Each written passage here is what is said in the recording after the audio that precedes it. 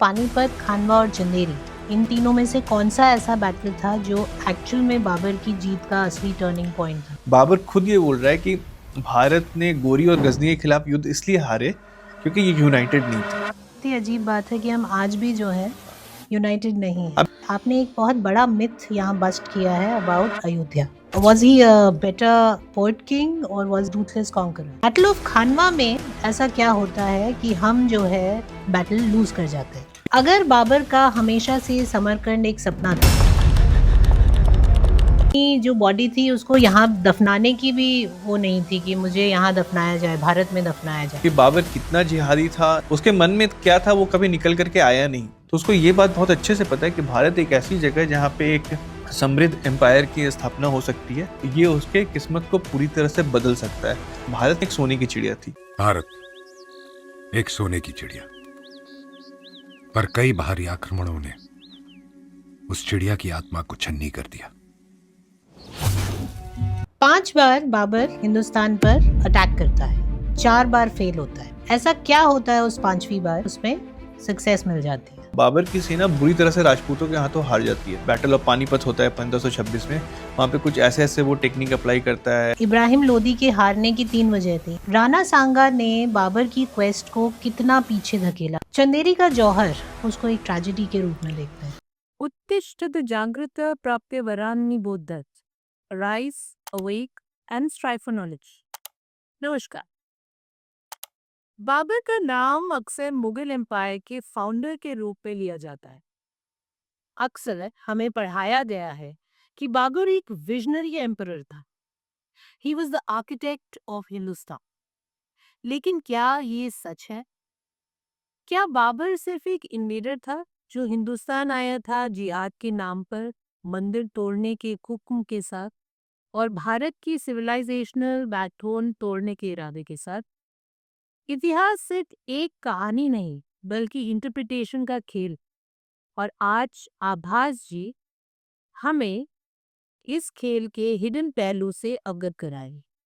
Babar the quest for Hindustan Abhas Maldahiyar जी की second किताब है, जो कंटिन्यू करती है Babur the chessboard king से, जिस पर बात करने के लिए करीब साल भर पहले आभास जी से हम मिले थे।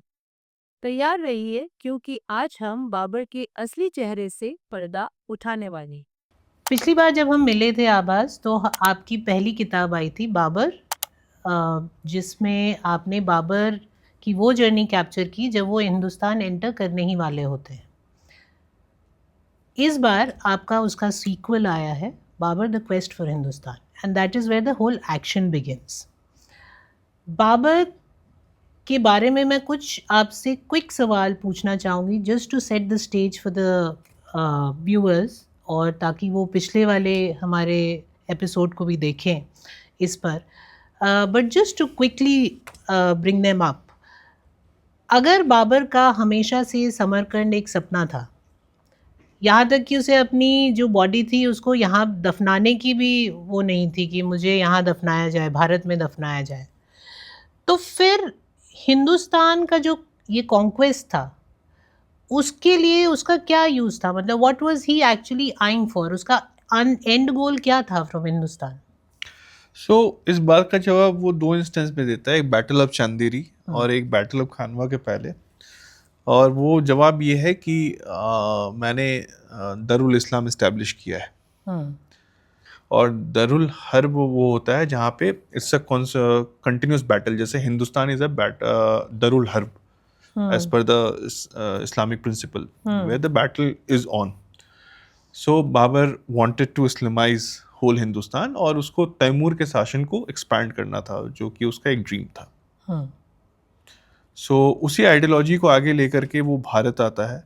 और दूसरा ये भी था कि उसकी जो गरीबी की हालत थी till he comes to Kabul, Kabul में थोड़ा बेटर होने लगता है, लेकिन फिर भी काबुल में उसको उतनी टैक्सेस नहीं मिलते हैं, उतने धन दौलत नहीं मिल रही है। तो उसको ये बात बहुत अच्छे से पता है कि भारत एक ऐसी जगह है जहाँ पे एक समृद्ध एम्पायर की स्थापना हो सकती है, और शायद ये उसके किस्मत को पूरी तरह से बदल सकता है, क्योंकि भारत सबके लिए एक क्वेस्ट था। चाहे हम अलेक्जेंडर की बात करें, हर कोई भारत आना चाहता था। भारत सचमुच में एक सोने की चिड़िया थी। तो दो कारण जो मुझे समझ आते हैं, एक तो इस्लाम को फैलाना और दूसरा लूटना, ठीक है। 5 बार बाबर हिंदुस्तान पर अटैक करता है, 4 बार फेल होता है। ऐसा क्या होता है उस 5वीं बार जो कि उसे उसमें सक्सेस मिल जाती है? तो ये एक्चुअली बहुत ही इंटरेस्टिंग क्वेश्चन है, क्योंकि कई बार लोगों को ये लगता है कि बाबर बस आया भारत और उसने भारत पे पूरा कब्जा कर लिया, लेकिन इनफैक्ट बाबर के पास थोड़ी सी टेरिटरीज थी in fact after becoming successful in 1526। और इस बार उसके पास तोप थी, बड़े बड़े तोप थे जो टर्किश मेथड से चल रहे थे। अब कई लोग पहले भी मैंने बात की है तो लोग इस हिस्ट्री में चले जाते हैं कि भारत के पास पहले भी गन पाउडर था। मैं there is a whole this, but वो गन पाउडर वगैरह की बात नहीं हो रही यहाँ पे। ये बताने का मैं कोशिश कर रहा हूँ कि जो टेक्नोलॉजी थी उसकी, वो सच में काफ़ी हेवी थी यहाँ के इंडिजिनस राजाओं के लिए, जिसमें मैं इब्राहिम लोदी को भी इंक्लूड कर रहा हूँ, क्योंकि वो यहाँ से ही युद्ध लड़ रहा था। और इब्राहिम लोदी काफ़ी कॉम्प्लिसेट था, वो बिल्कुल मौज मस्ती में रहने वाला, जिसको कुछ मतलब नहीं है कि युद्ध में क्या होना है क्या नहीं होना है। So he was not very prepared. और उससे पहले तक बाबर के युद्ध नहीं होते हैं लोगों से, वो नेचर ही है जो उसके लिए ऑब्स्टेकल बन जाता है। कभी बहुत ज़्यादा बर्फ गिर जाती है, कई बार इंडस नदी बहुत ही ओवरवेलमिंग लगता है उसको। ये सारे सिचुएशन थे जो उसके कैंपेन को फेल कर रही थी। लेकिन एक बार वो इंडस क्रॉस कर जाता है, और जब वो बैटल ऑफ पानीपत होता है 1526 में, वहाँ पे कुछ ऐसे ऐसे वो टेक्निक अप्लाई करता है about the ammunitions, artillery etcetera. और उसके साथ साथ ही introduces a new thing which is to use human shield. Okay. Babur human shields को यूज करता है। और इनफैक्ट एक पूरा कॉन्वर्सेशन है बाबरनामा में जहाँ वो बता रहा है कि एक तरफ तो पूरे पानीपत में गांव वगैरह हैं, लोग रहेंगे, हम उनको ऐसा ढाल यूज करेंगे और फिर पीछे से हम अटैक करेंगे इब्राहिम लोदी की सेना के ऊपर। तो आपका कहने का मतलब है इब्राहिम लोदी, जिसके साथ पहला जो बैटल ऑफ पानीपत हुआ था और which was the first success that Babur got, Ibrahim Lodi के हारने की 3 वजह थी। एक तो वो बहुत ज़्यादा लड़ाई में विश्वास ना रखने वाले थे, तो इसलिए शायद थोड़ा वीक थे उस क्षेत्र में। दूसरा, आप ये कहना चाह रहे हैं कि बाबर ने इस तरह की टैक्टिक्स यूज़ की जिससे इब्राहिम लोदी ना भाप सके ना उसका काउंटर प्रोवाइड कर सके। जी। So that is the first detrimental thing that happens in India. उसके बाद और बैटल्स होती हैं। आपकी बैटल ऑफ खानवा होती है। बैटल ऑफ खानवा में ऐसा क्या होता है कि हम जो है वो बैटल लूज कर जाते हैं? सो बैटल ऑफ खानवा के पहले एक बहुत ही इंपॉर्टेंट बैटल और हुई है, मतलब इंपॉर्टेंट मैं समझता हूँ, but it's not of that scale. It's battle of Bayana. तो बैटल ऑफ बयाना में बाबर की सेना बुरी तरह से राजपूतों के हाथों हार जाती है। और वो जो हार है वो इस हद तक बाबर की सेना को हिट कर चुका है कि वो सपने में भी उन राजपूतों को देख रहे हैं कि वो आकर के उनको मार रहे हैं। और इसीलिए वो बैटल में खानवा में जाने के लिए तैयार नहीं होते। तो उनको इंसाइट करने के लिए बाबर जिहाद प्रोक्लेम करता है, that it will be a mighty जिहाद। वो ही डिनाउंसेस वाइन, वो शराब की जो वेसल्स हैं उसको तोड़ता है। वो बोलता है कि मैं हिंदू देवी देवताओं के मूर्तियों को भी ऐसे ही तोड़ना चाहता हूँ जैसे इन शराब के वेसल्स को तोड़ा हूँ। तो ये पॉलिटिकल पोजीशनिंग थी और क्यों थी? इनफैक्ट पॉलिटिकल पोजीशनिंग थी कि नहीं थी ये कहना बहुत मुश्किल है, क्योंकि बाबर कितना जिहादी था नहीं था ये एनालाइज कर पाना मुश्किल ही लगता है, क्योंकि उसके मन में क्या था वो कभी निकल करके आया नहीं। इनफैक्ट बाबरनामा में भी वो क्लियरली ये बोलता है कि मैंने डिस्पैशनेटली वो बोल रहा है कि मैंने दरुल इस्लाम इस्टेब्लिश किया, मतलब शायद उसका ये पर्पस था। तो आप कहना चाह रहे हैं कि बाबर के आने से पहले यहाँ इस्लाम धर्म को मानने वाले थे और वो उन सबको यूनाइट करना चाह रहा था? Yes, that was one factor for sure. और उसके साथ साथ बैटल ऑफ खानवा में somehow Rana Sangram Singh was not very prepared against Babur, क्योंकि बाबर एक चोट खाया हुआ योद्धा था। इतनी बैटल्स वो हारा था या फिर इतनी लॉसेस उसने सही थी, and imagine the trajectory of a man from 11 year old, वो अपने फैमिली से फाइट करता हुआ ग्रो अप हो रहा है correct. It is 1494 and here we are in 1526 वगैरह. सो ऑलमोस्ट 30 साल तक वो इस क्वेस्ट में रहा है. So he is very determined उसको. And somehow I feel that शायद राणा संग्राम सिंह को शायद थोड़ी कॉन्फिडेंस ज़्यादा थी, क्योंकि he was already winning a lot of battles. उन्होंने मालवा को अपने अंडर कर लिया था, उन्होंने लोधीस को ऑलरेडी हराया था. So he was a mighty king, he was very powerful king. So maybe that कहीं ना कहीं शायद कॉन्फिडेंस भी शायद ज़्यादा हो गया था. एंड ऑफ कोर्स ये जो न्यू टेक्नोलॉजीज लेकर के बाबर आ रहा था, जो वॉर टेक्नोलॉजी थे, वो भी काफ़ी ओवरवेलमिंग हो गए थे. और इस वजह से battle of Khanwa was a lost battle for us. तो अगर मैं आपसे पूछूं कि पानीपत, खानवा और चंदेरी, इन तीनों में से कौन सा ऐसा बैटल था जो एक्चुअल में बाबर की जीत का असली टर्निंग पॉइंट था? इट्स बैटल ऑफ खानवा, क्योंकि उसने राणा संग्राम सिंह को कमजोर कर दिया.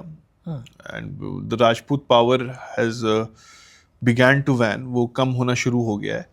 और Chanderi was a final nail in the coffin, जो कॉफिन पहले तैयार हो चुकी थी कि चांदेरी में वो लिखता है कि मैंने दरुल इस्लाम इस्टेब्लिश किया है और दरुल हरब को हटाया है. और उसके हर बैटल में ऑब्वियसली हिंदूज के सर काटे जाते थे, उसके टावर बनाए जाते थे. It was a very common thing for him. क्योंकि आपने राजपूत रेसिस्टेंस की बात की है, तो हम बात करते हैं राणा सांगा की. राणा सांगा ने बाबर की क्वेस्ट को कितना पीछे धकेला, कितना मतलब उसको कितना रोक सके वो? To substantially, to some extent. क्योंकि अगर बैटल ऑफ खानवा अगर दूसरे तरह से होता या फिर अगर हमारी जीत होती तो शायद इतिहास कुछ और ही होता. लेकिन कैसा होता है इतिहास? इतिहास ऐसा होता कि शायद हम वो डार्क एजेस नहीं देखते तिमुरिड्स का. हमारे यूनिवर्सिटीज़ और भी बन रहे होते, हम पढ़ाई लिखाई में ज़्यादा इन्वेस्टमेंट होता, लोग गरीब नहीं होते. और वो जो दौर था उस समय भारत के लोग बहुत गरीब हो गए थे. एट्रोसिटीज़ बहुत ज़्यादा होती थी, टैक्सेशन बहुत ज़्यादा था, और इनफैक्ट उनका टैक्सेशन ब्रिटिश से भी ज़्यादा गंदा था. तो ये सब नहीं रहता. और बैटल ऑफ खानवा, अगर मेरा ये मानना है कि सारे राजा अगर साथ आ जाते तो चीज़ें, और इनफैक्ट अभी शायद बहुत लोगों को सुन के ये बुरा लगेगा, लेकिन बाबर खुद ये बोल रहा है कि भारत ने गोरी और गजनी के खिलाफ युद्ध इसलिए हारे क्योंकि ये यूनाइटेड नहीं थे. ये बाबर कह रहा है बाबरनामा में, वो कारण बता रहा है गजनी और गोरी से हारने का, और वो बता रहा है कि इस पर हम कैपिटलाइज भी कर सकते हैं. और कितनी अजीब बात है कि हम आज भी जो है यूनाइटेड नहीं है. अभी लोगों को ये बुरा लगेगा अगर मैं बोलूंगा, and they will call me out also, लेकिन ये बाबर बोल रहा है, ये मेरे शब्द नहीं है. बाबर बोल रहा है कि ये यूनाइटेड लोग नहीं है, इसलिए गजनी और गोरी ने इनको पीटा था. चंदेरी का जौहर और चित्तौड़गढ़ की जो साका थी, आप उसे वुमेन का रेजिस्टेंस मानते हैं या आप उसको एक ट्रेजेडी के रूप में देखते हैं? It's a tragedy where women give the resistance. Tragedy तो था ही, because we will never want anyone to die whatsoever. अगर our heart bleeds even for Gaza, however the propaganda may be, but ये तो हमारे अपने लोग हैं. तो ट्रेजेडी थी, लेकिन ये दो तरह का युद्ध था. एक युद्ध जो तलवार से युद्ध के मैदान में लड़ा जा रहा था, और एक युद्ध था जहाँ पे चूड़ियाँ युद्ध लड़ रही थी.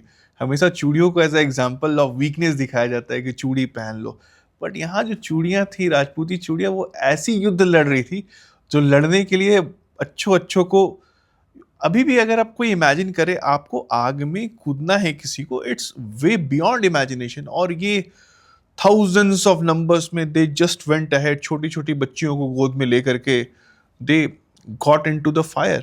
I'm getting goosebumps. Yes, listening and to they this. were, and अब what kind of women they were, कैसी थी वो जो बच्चों को ऐसे बड़ा करती थी कि ऐसा बोला जाता था कि 18 साल से ज्यादा अगर बच्चा जिएगा तो धिक्कार है उस क्षत्रिय के ऊपर. So she was determined that he's going to get killed, but उसको वीरगति प्राप्त होगी. That's how they brought up their kid. और आज there are people who say that Jauhar was regressive but Harem was progressive. So तो क्या हम ये मानना सही होगा कि राजपूत ही एक आखिरी असली इंडिजिनस पावर थे जो रेजिस्ट कर पाए? राजपूत के अलावा ये कंटिन्यू होता रहा, बट राजपूत का बैटल सबसे लंबा है, hmm right from 8th century as in 712 से, या फिर उससे भी पहले तक। जब हम बप्पा रावल वगैरह की बात करें, वहाँ से लेकर के चाहे बप्पा रावल थे या पूरी सिसोदिया क्लैन, जिसमें राणा कुंभा थे, जो वो बोलते थे कि तुम एक मंदिर तोड़ोगे तो मैं मस्जिद भी तोड़ूंगा। He was very clear about it. उसी क्लैन से आते हैं Maharana Sangram Singh, Maharana Pratap, and they never gave the weapon. उन्होंने कभी सरेंडर किया ही नहीं, दे कंटिन्यूड फाइटिंग। और इसीलिए सिसोदिया के में ये ट्रेडिशन था, Sisodias will never marry their girls into the Timurids और the Mughals. They were very clear, they continued the battle. और वो होता है कि अगर आप मतलब 800-700 साल से युद्ध लड़ रहे हो, कभी ना कभी तो आप थक जाओगे। और लेकिन हाँ, बाद में फिर दक्कन में मराठाज आए, अहोम्स थे ही नॉर्थ ईस्ट में, और उसके साथ साथ उससे पहले बिफोर द टिमुरिड्स डेफिनेटली तो विजयनगर एम्पायर था। It was a sign of a Hindu resistance. Vijayanagara उसका नाम ही था because they wanted to establish empire against the Muslim supremacy. Hmm इससे पहले मैं आपको जाने दूं आभास, मुझे पता है आपको अपने अगले पॉडकास्ट के लिए जाना है, और मैं आपसे 2 क्विक क्वेश्चंस पूछूंगी। एक है, आपने एक बहुत बड़ा मिथ यहाँ बस्ट किया है अबाउट अयोध्या राम टेम्पल, जहाँ आपने कहा है कि बाबर ने एक्चुअल में राम मंदिर को ध्वस्त नहीं किया था। इसके पीछे की क्या असलियत है? अगर मैं इसको डायरेक्टली बोलूं तो राम मंदिर को ध्वस्त करने के लिए ध्वस्त औरंगजेब ने किया था, ओके। बाबर ने नहीं किया था, जिसको हर तरह से इस्टेब्लिश किया जा सकता है from the point of view of architecture. क्योंकि औरंगजेब के मस्जिद बनाने का तरीका अलग था, बाबर ने जो मस्जिद बनाए वो अलग थे। दूसरा, इंस्क्रिप्शन पूरे फोर्स्ड किए गए थे, और टिल 18th सेंचुरी पीपल वे कन्विंस, जो लोकल थे उनको पता था, वो बोलते थे कि औरंगजेब ने डिस्ट्रॉय किया है। जो Buchanan was a traveller and he was serving the reasons when he recorded. He says that people say that the place has been destroyed by Aurangzeb, but I feel that it has been destroyed by Babur. उसके बाद Tiffin Thaler was a Jesuit priest who had come and traveled in the region. वो बोलते हैं कि people say that Aurangzeb destroyed it. He says it in 1710 or 1730 के आसपास, if I'm 1730 के आसपास, which is very recent to Aurangzeb. उसके बाद we have got the evidence from the primary sources which say that Aurangzeb has given the decree to destroy the temples of Ayodhya, Mathura and Kashi. So, and जब लोग ये बोलते हैं कि बाबर उस समय बाबर नामा लिख नहीं रहा था, इस वजह से शायद वो इंक्लूड नहीं हो पाया। लेकिन उससे पहले उसने 2 मस्जिद बनाई है, धौलपुर में और आगरा में। बाद में बाबर जब लिख रहा है तो धौलपुर और आगरा की मस्जिद के बारे में बात कर रहा है, मैंने ये बनाया था, तो वो अयोध्या के बारे में क्यों नहीं बात करता है? उसके बाद जहांगीर ने भी डिस्क्रिप्शन किया है धौलपुर और आगरा की मस्जिद का, he does not talk about Ayodhya. Gulbadan Begum Humayun Nama में धौलपुर और आगरा की बात करती है, अयोध्या की का बिल्कुल भी जिक्र नहीं है। और मंदिर एग्जिस्ट करता था क्योंकि अबुल फजल अबुल फजल कहते हैं वहां पे रामनवमी मनाया जाता है, यानी कि बाबर के बाद भी रामनवमी कंटिन्यू हो रहा था, मंदिर एग्जिस्ट कर रहा था। तो फिर इस पूरी किताब लिखने के बाद, इस पूरे सफ़र को, बाबर के जन्म से लेके हिंदुस्तान पर फतेह करने के सफ़र को, उसकी मृत्यु के सफ़र तक को कैप्चर करने के बाद, अगर मैं आपको क्विकली समराइज करने को बोलूँ बाबर को, तो weather was he a better poet king or was he a ruthless conqueror? He was a ruthless poet and a conqueror, if I have to put this way, because ruthless poet इसीलिए क्योंकि आप imagine करो वो दिन भर he is slaughtering people, और उसके बाद उसके ऊपर वो पोएम लिखता है शाम में। He writes poems about it, that how beautifully he made the tower of the skulls. So who can do it? So he was of course a ruthless poet. He was a good poet too, but he was ruthless nevertheless, and conqueror तो ruthless होते ही है। बाबर के बारे में और जानने के लिए आप हमारी वार्तालाप का पिछला एपिसोड ज़रूर देखें। मैं उसका लिंक आपको इस एपिसोड के अंत में दे दूंगी। आभास, आपका बहुत बहुत धन्यवाद हमारे लिए समय निकालने के लिए आज। आज हमें दो ऐसे व्यक्तित्वों के बारे में पता चला जिनके बारे में शायद बहुत लोग को गलत भ्रांतियाँ हैं, उन्हें रियलिटी नहीं पता, उन्हें बहुत डिफरेंट पिक्चर पेंट की जाती है। और इस तरह के कार्य के लिए आपको मैं चाहती हूँ कि बहुत बहुत बधाई। Thank you. हिटलर लिखने पर बधाई, आपको बाबर 1 और बाबर 2 की बहुत बहुत बधाई। आप इसी तरह कार्यरत रहें, इसी तरह काम करते रहें और ये जो अनकही स्टोरीज़ हैं, ये जो पर्दे हैं, इन्हें खोलते रहें। Thank you. Every civilization has stories worth remembering. If you want to be part of reclaiming the Indic narrative, subscribe to this podcast right now and share it with those who value our heritage.